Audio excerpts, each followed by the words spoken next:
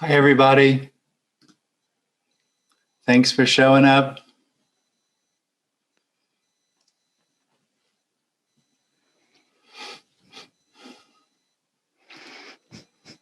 I'm going to look at you all first, see who everybody's here.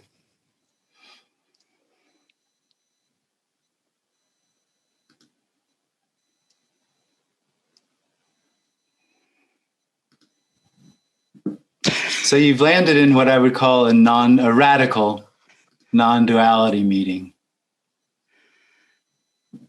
And it's radical because it's neither prescriptive nor descriptive.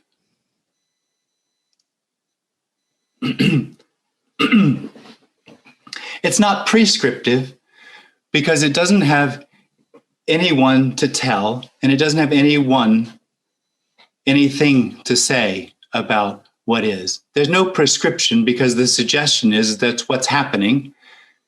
Most of you are looking at a computer screen, and whatever thoughts and anything else that's arising is already whole, complete. It's beginningless and endless. It's the absolute. It's the alpha and the omega. This. So there's no prescription for that. It can't be found.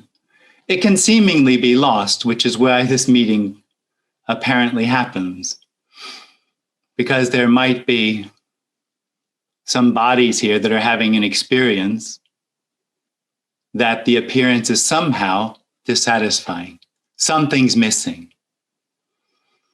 There might be the experience that something needs to happen for this to be what I said at the beginning. Whole, complete.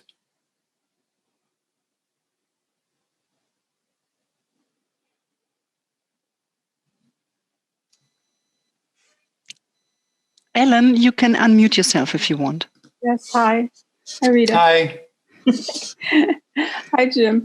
Hey, where are you? There you are. Hey, Ellen. Last time I spoke to you, you disappeared and we got kicked out. Yeah. Yeah. But your words are just like a balm, just very, very nice to hear you. And I had such intense seeking my whole life. And then I came to a point where I really saw and felt that the seeking was, or this is what I felt, I'm not saying it's true, but that seeking itself was the obstruction to what it was. And so it was this whole thing that I should stop seeking, which became another search, or like a stance, almost like a stance, not to seek.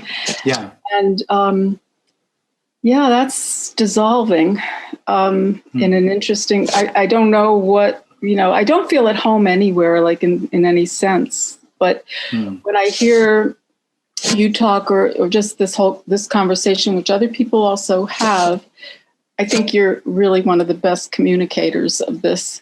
But, when I hear that, it feels like, okay, it's like home. But I know exactly what you mean. But not anything that I'll get from it, or that I need from it. Yeah. But but I am grateful that you're doing this, and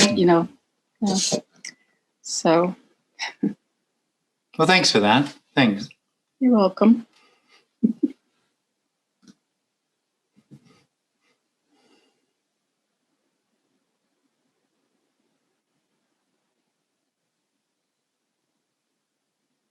It seems like there can be I still think I'm unmuted. So No, you're there. Yeah. Hi. Yeah.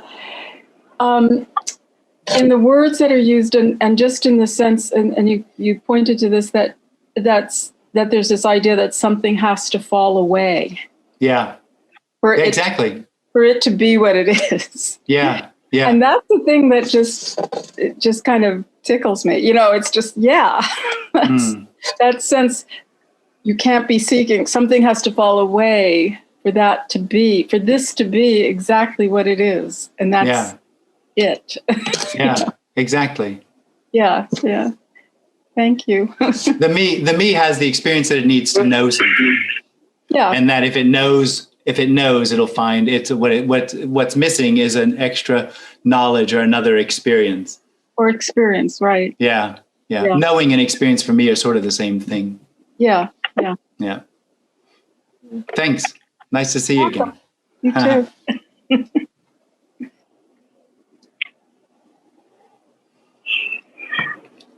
Somebody else? Matthew, you can say something if you want. Hello, can you hear me? I can hear you, Matthew. Hi. Jim, I am pretty much just simply confused. I stumbled upon you, and I was just like, I was amazed at what you were saying, but like that seeker energy, and identifying with the mind, I'm trying to stay present as much as I can, because I'm just trying to get to like the level where you're at. Yeah. And it's just, I kind of feel like it's impossible. It is. Right? It is. But the problem is you can't give up trying. And it's not about detachment, like being detached from thoughts or feelings. That's not what this is pointing to. It's pointing to that what's happening is already complete, even the experience that it's not. And what's obvious is that seeking for it is where the completeness that it is hides. And that's not a realization. If you wanted to put a word on it, I'd say it's an unrealization. Because the experience of the individual is that the appearance is real, and that in some ways is dissatisfying.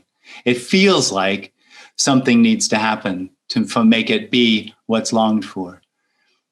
And so in essence, we're talking about unrealization, but you can't unrealize because you are the experience of real. So trying to unrealize is just confirming there's an experience of realness going on.